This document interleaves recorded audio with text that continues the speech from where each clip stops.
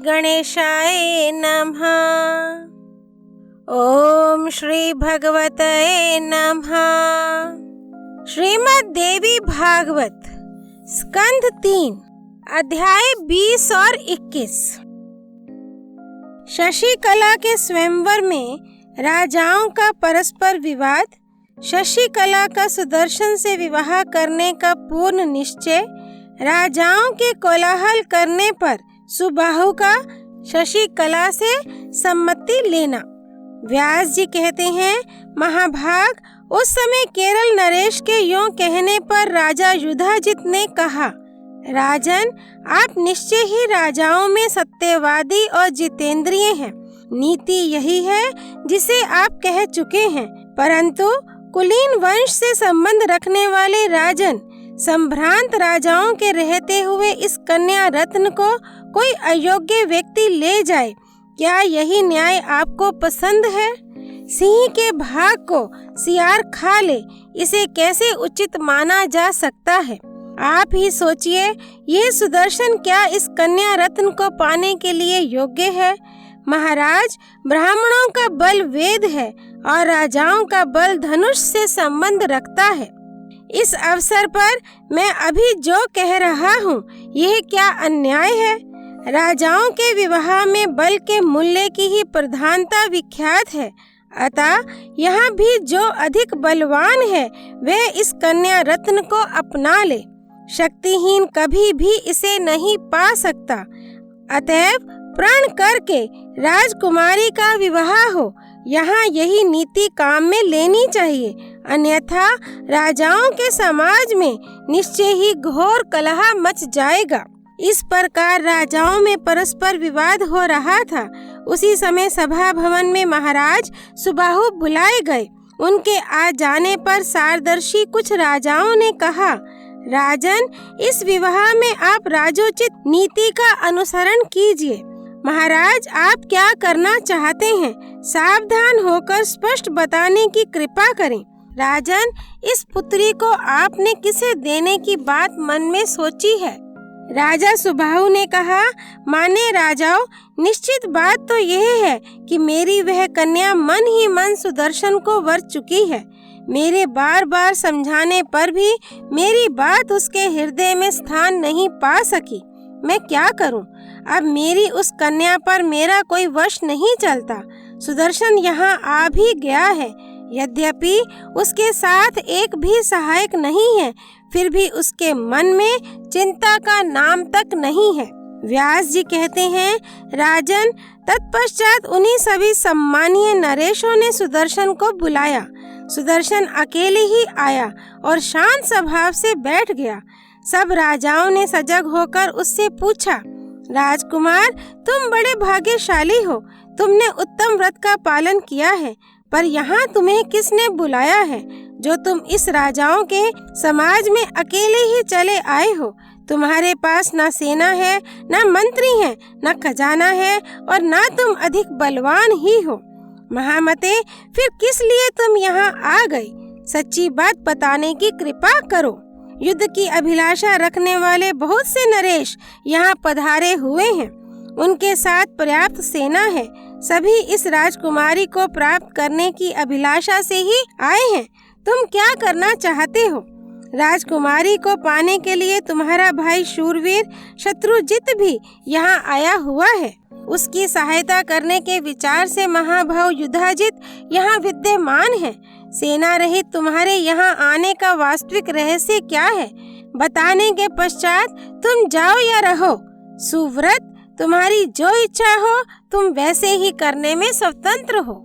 सुदर्शन ने कहा, शक्ति, सहायक, खजाना, सुरक्षित किला, मित्र, सुहृद और रक्षक राजा, इन सभी साधनों के अभाव में भी स्वयंवर का समाचार सुनकर देखने के लिए मैं यहाँ आ गया हूँ। भगवती शक्ति ने स्वप्न में मुझे ऐसी आज्ञा दी है। मैं उनके वचन में संदेह नहीं करता। मेरे मन में दूसरी कोई अभिलाषा नहीं है। मैं केवल भगवती जगदम्बा की आज्ञा का पालन कर रहा हूँ। उन जगदीश्वरी ने जो रच रखा है वह तो अब होकर ही रहेगा, इसमें कोई संशय नहीं करना चाहिए। राजाओं, इस सारे संसार में मेरा कोई भी शत्रु नहीं है। मेरी दृष्टि में सर्वत्र भगवती जगदम्बा की ही झांकी आया करती है। राजाओं, यदि कोई मुझसे शत्रुता करने के लिए तैयार है तो उस पर भी शासन करने वाली भगवती महामाया विराजमान है। अतः उसकी शत्रुता पर मैं ध्यान ही नहीं देता। आदरणीय राजाओं, जो होना है वह तो अवश्य ही होगा, उसे कौन मिटा सकता है। फिर इस विषय में क्या चिंता की जाए। मैं सर्वदा माँ के अधीन हूँ। राजाओं, देवता, दानव और मानव आदि संपूर्ण प्राणियों में भगवती जगदम्बा ही शक्ति प्रदान करती हैं, अन्यथा कोई कुछ भी नहीं कर सकता। वे जिसे राजा बनाना चाहती हैं उसे राजा बना देती हैं, और जिसको रंक बनाना चाहती हैं वह तुरंत रंक बन जाता है। तब फिर मुझे क्या चिंता लगी है। भगवती जगदम्बा परम आराध्या शक्ति हैं। उनकी कृपा के बिना बड़े बड़े देवता भी हिलडुल तक नहीं सकते। राजाओं, तब मैं एक साधारण व्यक्ति क्यों चिंता करूं? मुझ में सामर्थ्य है अथवा नहीं, मैं जिस किसी परिस्थिति में भी हूँ इसकी मुझे कोई परवाह नहीं है। राजाओं, मैं भगवती की आज्ञा के अनुसार आज इस स्वयंवर में आ गया हूँ। वे भगवती जगदम्बा जो चाहती हैं उसके होने में मुझे कोई संदेह नहीं है। फिर मेरे चिंता करने से हो ही क्या सकता है। इस विषय में आपको कोई शंका नहीं करनी चाहिए। मैं बिल्कुल सत्य बता रहा हूँ। राजाओं, हार या जीत में मुझे रंच मात्र भी संकोच नहीं है। संकोच तो वे भगवती जगदम्बा करें जिन्होंने मुझको इस काम में नियुक्त किया है। व्यास जी कहते हैं, राजन, सुदर्शन की बात सुनकर वहाँ के सभी संभ्रांत नरेश उसके विचारों से परिचित हो गए। सब एक दूसरे की ओर देखने लगे। तदनंतर उन राजाओं ने सुदर्शन से कहा, राजकुमार, तुम बड़े सज्जन हो, तुम्हारी वाणी बिल्कुल सत्य है, यह कभी मिथ्या नहीं हो सकती। परंतु देखो, उज्जैनी के स्वामी राजा युधाजित तुम्हें मारना चाहते हैं। हमें तुम पर दया आ रही है, इसीलिए हम कह रहे हैं। अतएव महामते, अब तुम अपने मन में खूब सोच समझकर जो उचित जान पड़े वही करो। सुदर्शन बोला, आप सब निस्वार्थ प्रेम रखने वाले बड़े ही दयालु सज्जन हैं। आपने बहुत उचित बात कही है, किंतु महानुभाव राजाओं, मैं अपनी कही हुई बात को फिर से क्या दोहराऊं। कभी भी कोई प्राणी किसी के मारने से नहीं मर सकता, क्योंकि यह सारा चराचर जगत दैव के अधीन है। संसार का एक भी प्राणी अपनी स्वतंत्रता सिद्ध करने में असमर्थ है। उसे सदा अपने किए हुए कर्म की अधीनता स्वीकार करनी पड़ती है।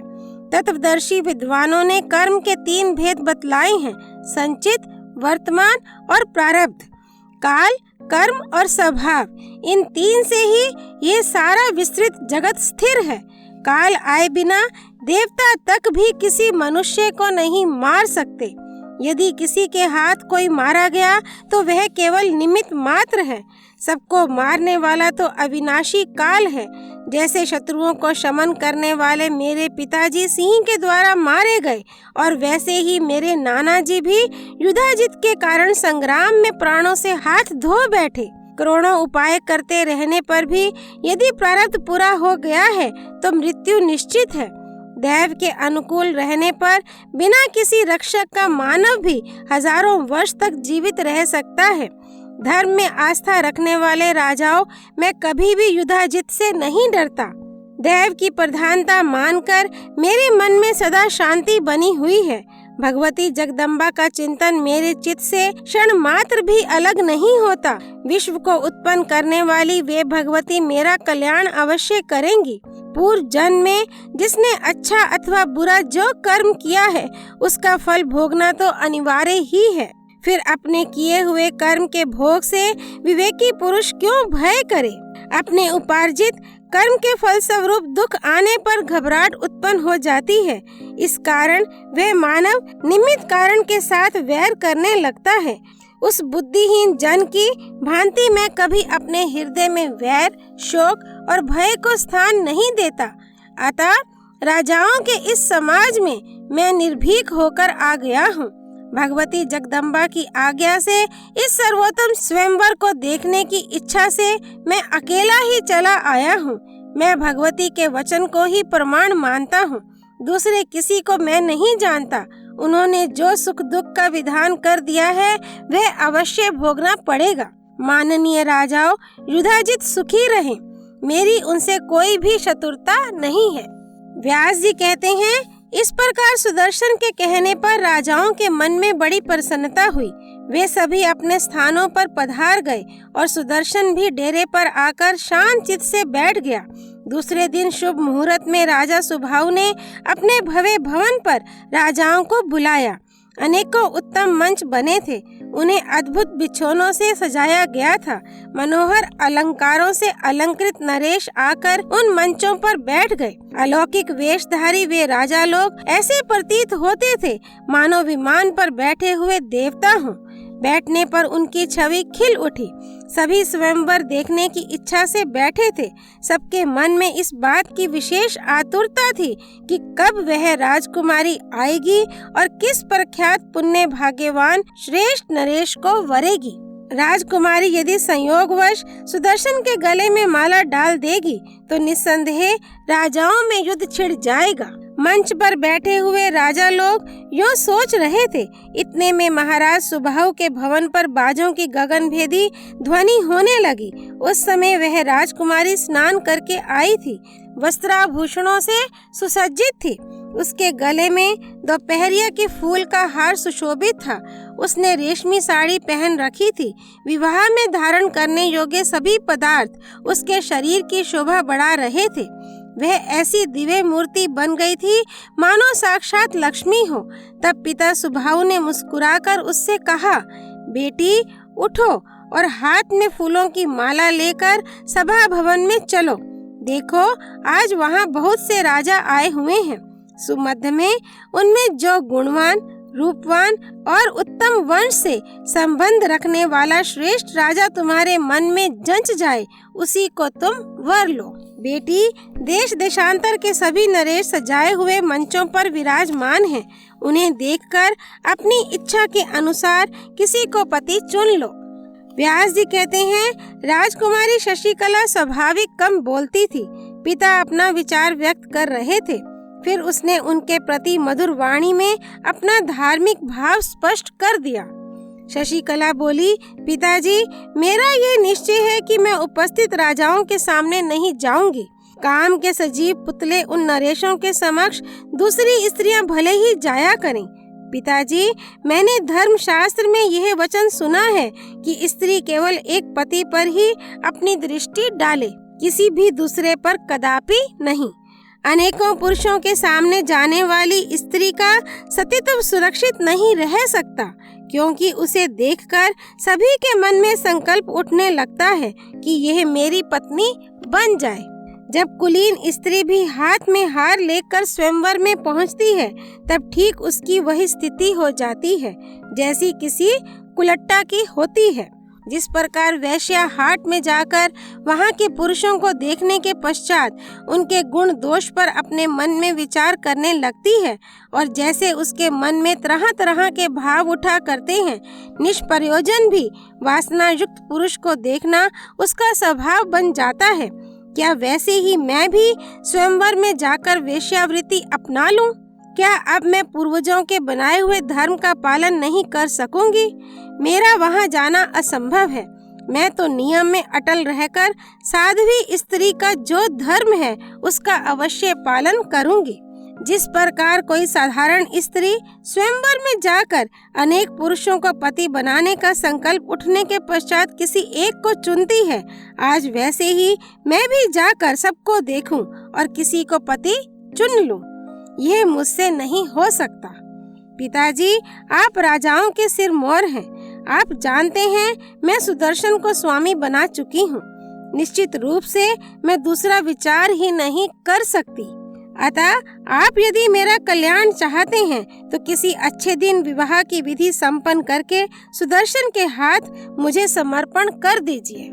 व्यास जी कहते हैं, राजन, तब शशिकला की बात सुनकर राजा सुबाहु का मन चिंतित हो उठा। सोचा, कन्या ने कहा तो ठीक ही है, पर अब मुझे क्या करना चाहिए? अनेकों नरेश अपने सेवक और सैनिकों के साथ यहाँ आए हुए हैं। उनमें असीम बल है, सब मंचों पर बैठे हैं, उन्हें युद्ध करना भी अभीष्ट है। इस अवसर पर यदि मैं उनसे कह दूं कि कन्या स्वयंवर में नहीं आती तो वे खोटी बुद्धि वाले नरेश मुझे ही मार डालेंगे, क्योंकि वे सब बड़े क्रोधी हैं। मेरे पास उनके समान ना तो सेना का बल है और ना सुरक्षित किला ही, जिससे इस उत्सव के अवसर पर मैं उन सभी राजाओं को हराकर भगा सकूं। ये छोटे कद के सुदर्शन भी बेचारे निस्सहाय, निर्धन और अकेले हैं। मैं सम्यक प्रकार से दुख के संसार में डूब चुका हूँ। अब मेरे लिए क्या करना आवश्यक है? इस प्रकार चिंतित होकर तथा मन ही मन कुछ सोचकर राजा सुबाहु नरेशों के पास गए और उन्हें प्रणाम करके बड़ी नम्रता के साथ कहने लगे, महानुभाव राजाओं, मैं क्या करूं? मेरी पुत्री स्वयंवर में नहीं आ रही है। यद्यपि मैंने तथा उसकी माता ने भी उसे आने के लिए बहुत समझाया बुझाया है। मैं आप सभी राजाओं का सेवक हूँ। आपके चरणों पर मेरा मस्तक पड़ा है। अतः अब आप पूजा आदि स्वीकार करके अपने अपने भवन पर पधारने की कृपा करें। मैं बहुत से रत्न, वस्त्र, हाथी और रथ देता हूँ। इन्हें लेकर आप मुझ पर कृपा करके अपने अपने भवन को पधारें। कन्या मेरे वश में नहीं है। उसे दंड दिया जाए तो वह मरने को तैयार है। उस स्थिति में भी मुझे महान क्लेश भोगना पड़ेगा। अतएव मैं बहुत ही चिंतित हूँ। आप सभी बड़े दयालु, अत्यंत भाग्यशाली और अपार तेजस्वी हैं। फिर मेरी इस नम्रता शून्य एवं भाग्यहीन कन्या से आपको क्या फल मिलेगा, जिससे आप लोग इतना आग्रह कर रहे हैं? मैं आप लोगों का कृपा पात्र हूँ। मुझे सब तरह से आपकी सेवा स्वीकार है। अब आपको चाहिए कि मेरी कन्या को आप अपनी कन्या के समान समझ लें। व्यास जी कहते हैं, महाराज सुबाहु की बात सुनकर कुछ राजा तो चुप हो गए, किंतु युधाजित की आंखें क्रोध से लाल हो गईं। अत्यंत कुपित होकर वह सुबाहु से कहने लगा, राजा, तू बड़ा मूर्ख है। ऐसा घोर निंदनीय काम करने के बाद भी कैसे तेरे मुख से यह बात निकल रही है? कन्या के विषय में तुझे संदेह था तो तूने अज्ञानवश स्वयंवर की योजना ही क्यों की? क्यों तूने स्वयंवर में राजाओं को बुलाया? सब आए, मेल मिलाप हुआ, अब वे यूं ही अपने घर लौट जाएं। ये कैसे उचित माना जा सकता है? क्या तू संपूर्ण राजाओं का अपमान करके सुदर्शन के साथ अपनी कन्या का विवाह करना चाहता है? इससे बढ़कर नीचता और क्या हो सकती है? सुबाहु, कल्याण की इच्छा रखने वाले पुरुष को चाहिए कि पहले विचार कर तब किसी काम में प्रवृत्त हो। तूने बिना सोचे समझे ही यह कांड कर डाला है। भला बता तो, सेना और वाहनों से संपन्न इतने राजाओं को छोड़कर अब सुदर्शन को जमाता बनाने की कैसे तेरी इच्छा हो गई? मैं अभी तुझ पापी नरेश को मार डालता हूँ। इसके बाद सुदर्शन भी मेरे हाथ से काल के गाल में जाएगा। फिर मैं इस कन्या का अपने दोहित्र के साथ विवाह करूँगा, इसमें कोई संदेह नहीं है। मेरे रहते हुए दूसरा कौन है जिसके मन में इस कन्या को हरण करने की इच्छा उत्पन्न हो सके? फिर यह तनिक सा निर्धन और निर्बल छोकरा सुदर्शन किस गिनती में है? जब यह लड़का भरद्वाज जी के आश्रम पर था तभी मैं इसे मार डालता, किंतु मुनि के कहने से मैंने छोड़ दिया था, किंतु अब इसे नहीं छोड़ूंगा। अब किसी प्रकार इस छोकरे के प्राण नहीं बच सकते। अतएव तू अपनी स्त्री और पुत्री सहित भली भांति विचार कर ले एवं अपनी इस लाडली सुंदरी कन्या का मेरे दोहित्र के साथ विवाह कर दे। मन को मुग्ध करने वाली यह कन्या सौंपकर तू मेरा संबंधी बन जा, क्योंकि कल्याणकामी पुरुष सदा यही चाहते हैं, किसी महान व्यक्ति के आश्रय में रह जाए। सुदर्शन राज्यहीन और असहाय है। प्राणों के समान प्यारी अपनी इस सुंदरी कन्या को उसे देकर तू किस सुख की इच्छा करता है? कुल, धन, बल, रूप, राज्य, दुर्ग और सुहृद वर्ग, यह सब देखकर ही कन्या का विवाह करना चाहिए, अन्यथा सुख की इच्छा सर्वथा व्यर्थ है। धर्म तथा सदा स्थिर रहने वाली राजनीति पर विचार करने के पश्चात तुझे यथोचित काम करना चाहिए। बिना सोचे समझे सहसा ऐसा काम मत कर। तू मेरा बड़ा ही सुहृद है, अतएव मैं तेरे हित की बात कह देता हूँ। राजन, तू अपनी कन्या को सखियों सहित स्वयंवर में अवश्य ले आ। एक तो सुदर्शन के सिवा किसी को भी वह कन्या वर लेगी तो तेरे साथ मेरा कोई विवाद नहीं रहेगा। विवाह वह होना चाहिए जिससे तेरा भी मनोरथ पूर्ण हो। राजेंद्र, अन्य सभी नरेश श्रेष्ठ कुल से संबंध रखने वाले और महान शक्तिशाली हैं। वे सब प्रकार से अनुकूल हैं। यदि इनमें किसी को भी कन्या वरण कर लेती है तो विरोध ही क्या है। अन्यथा अब इस सुंदरी कन्या का हरण किए बिना मुझसे रहा नहीं जाएगा। राजेंद्र, तू जा और इस कार्य को संपन्न कर। असाध्य कलह में पड़ना उचित नहीं है। व्यास जी कहते हैं, युधाजित के उत्तेजना पूर्ण वचन कहने पर सुबाहु के शोक का पारावार ना रहा। लंबी सांस छोड़ता हुआ वह भवन में गया और दुखी होकर अपनी पत्नी से कहने लगा, सुंदर नेत्रों से शोभा पाने वाली प्रिय, तुम्हें सभी धर्म ज्ञात हैं। तुम पुत्री से कहो कि ऐसा भयंकर कलह मच गया है। इस अवसर पर मुझे क्या करना चाहिए? मैं स्वयं कुछ नहीं कर सकता क्योंकि मैं तो तुम्हारे वश में हूँ। व्यास जी कहते हैं, राजा सुबाहु की बात सुनकर रानी पुत्री के पास गई और बोली, बेटी, महाराज अत्यंत दुखी हैं। वे तुम्हारे पिता हैं। उनका दुख अभी तक शांत नहीं हो पाया है। तुम्हारे लिए आए हुए नरेशों के कारण ये घोर कलह दुख का हेतु बन गया है। सुंदरी, तुम सुदर्शन को छोड़कर किसी दूसरे राजकुमार का वरण कर लो। बेटी, यदि हठ करके सुदर्शन को ही वरोगी तो पराक्रमी युधाजित तुमको और हम लोगों को भी अवश्य ही मार डालेगा। सुदर्शन के प्राण भी नहीं बचेंगे क्योंकि वह नरेश बड़ा प्रतापी है। उसे अपने बल का अभिमान है। अतः मृगलोचने, यदि तुम मेरा और अपना सुख चाहती हो तो सुदर्शन को छोड़कर किसी दूसरे श्रेष्ठ राजा को पति के रूप में चुन लो। रानी के यों समझाने के पश्चात राजा सुबाहु ने भी शशिकला को बहुत समझाया। पिता माता की बात सुनकर शशिकला को कुछ भी भय नहीं हुआ। वह निर्भीकता से बोली। कन्या ने कहा, महाराज, आपने सत्य कहा है, किंतु मेरी प्रतिज्ञा तो आप जानते ही हैं। मैं सुदर्शन को छोड़कर कभी किसी दूसरे नरेश को वरण नहीं कर सकती। राजेंद्र, आप यदि राजाओं से डरते हैं और आपके मन में अत्यंत घबराहट उत्पन्न हो गई है तो मुझे सुदर्शन को सौंपकर नगर से निकल जाने की आज्ञा दे दीजिए। वे मुझे रथ पर बैठाकर चुपचाप आपके नगर से निकल जाएंगे। इसके बाद जैसा प्रारब्ध होगा वह सामने आ जाएगा। महाराज, देव के विधान को कोई टाल नहीं सकता।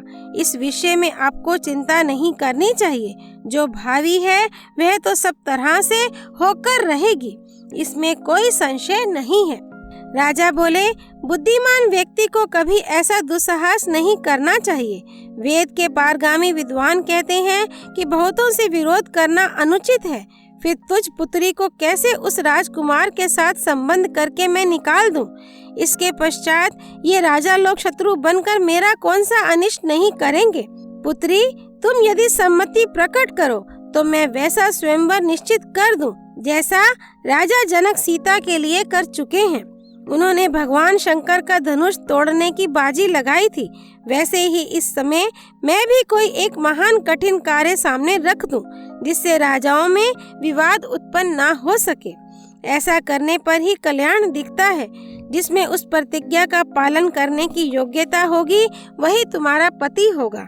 सुदर्शन हो अथवा दूसरा ही कोई अत्यंत बलवान वीर हो, प्रतिज्ञा पालन करने के पश्चात वह अवश्य ही भली भांति तुम्हें प्राप्त कर सकता है।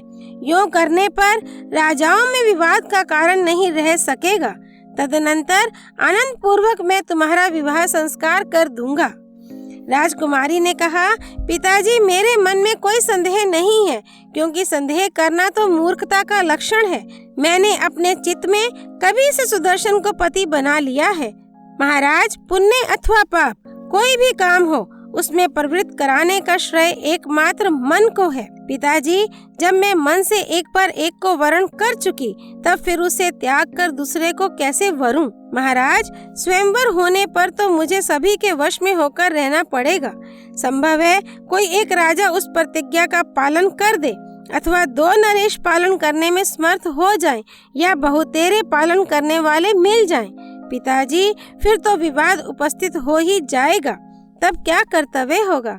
राजेंद्र, मैं संदिग्ध कार्य में नहीं पड़ना चाहती। अतः आप निश्चिंतता पूर्वक वैवाहिक विधि का पालन करते हुए मुझे सुदर्शन को सौंप दीजिए। जिनके नाम का कीर्तन करने से अनेकों दुख टल जाते हैं, वे ही भगवती चंडिका कल्याण करेंगी। उन्हीं परम शक्ति भगवती को स्मरण करके सावधानी के साथ ऐसा कार्य कीजिए। अभी आप उपस्थित राजाओं के पास जाइए और उनसे हाथ जोड़कर कहिए, आप सभी नरेश कल स्वयंवर में यहाँ पधारें। यूँ कहकर आप संपूर्ण राजाओं को हटा दीजिए। राजन, फिर आज रात में वैदिक विधि से सुदर्शन के साथ मेरा पाणी ग्रहण संस्कार कर दीजिए और समुचित दहेज देकर विदा भी कर दीजिए। इसके बाद ध्रुव संधि कुमार सुदर्शन मुझे लेकर अवश्य चले जाएंगे। संभव है वे राजा लोग कुपित होकर युद्ध करने को तैयार हो जाएं। ऐसा होगा तो उस स्थिति में भगवती चंडिका हमारी सहायता अवश्य करेंगी और भगवती की सहायता पाकर सुदर्शन भी उन राजाओं का सामना कर लेंगे। संयोगवश संग्राम में यदि राजकुमार सुदर्शन काम आ गए तो मैं उनके साथ तुरंत सती हो जाऊंगी। पिताजी, आपका कल्याण हो। आप मुझे सुदर्शन को सौंपकर सेना सहित सुख से घर पर रहें। मैं अकेली ही सुदर्शन के साथ चली जाऊंगी। व्यास जी कहते हैं, राजन, शशिकला का यह कथन सुनकर काशी नरेश ने अपना कर्तव्य निश्चित कर लिया। पुत्री की कही बात उनके मन में जंच गई। वैसा ही करने के लिए उन्होंने शशिकला को विश्वास भी दिला दिया। अध्याय 20 और 21 संपूर्ण। श्री भगवती देवी अर्पणामस्तु।